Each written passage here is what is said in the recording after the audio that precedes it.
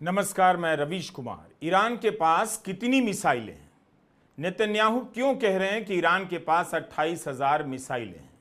क्या इसलिए कि वो ईरान ईरान चिल्लाकर अमेरिका को बुलाना चाहते हैं कि ईरान के पास बहुत मिसाइलें हैं, मदद करनी पड़ेगी?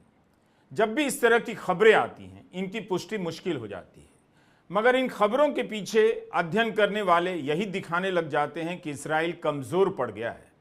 क्या पता घबराहट का बहाना बनाकर, अपनी कमजोरी का बहाना बनाकर इसराइल अमेरिका को ईरान के खिलाफ खींचना चाहता हो। अभी तक की खबरों में ईरान के पास मिसाइलों की संख्या 2000 बताई जा रही थी, तो कहीं 8000 भी पढ़ने को मिली।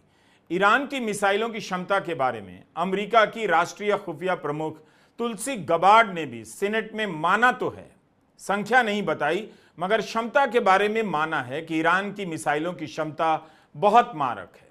तुलसी गबार्ड ने कहा है कि ईरान ने बैलिस्टिक और क्रूज मिसाइलों को विकसित कर लिया है और उसके पास मध्य पूर्व में अमेरिकी सैनिक ठिकानों को भी टारगेट करने की क्षमता है।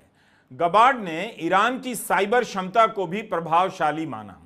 इसका मतलब है कि अमेरिका भी यह समझ रहा है कि वह किस तरह के ईरान से भिड़ने जा रहा है और उसे जल्दी मैदान में उतरने की बार बार अपील कर इसराइल भी बता रहा है कि उसका सामना ईरान से हो रहा है। अब देरी नहीं की जा सकती। Iran has developed and maintains ballistic missiles, cruise missiles, and UAVs, including systems capable of striking U.S. targets and allies in the region. Tehran has shown a willingness to use these weapons, including during a 2020 attack on U.S. forces in Iraq and in attacks against Israel in April and October 2024. Iran's cyber operations and capabilities also present a serious threat to U.S. networks and data. तो America मान रहा है कि Iran ने cyber operation में इतनी मजबूत क्षमता हासिल कर ली है कि वह उसके नेटवर्क को भी टक्कर दे सकता है। 21 जून की खबर है कि ईरान ने इसराइल के खिलाफ साइबर युद्ध तेज कर दिया है। हिंदुस्तान टाइम्स ने लिखा है कि इसराइल में कई जगहों पर प्राइवेट और पब्लिक सिक्योरिटी कैमरे को हैक कर लिया गया है। इन कैमरे को कंट्रोल कर ईरान हिसाब लगा रहा है कि इसराइल के भीतर उसकी मिसाइलों का कितना असर हुआ है।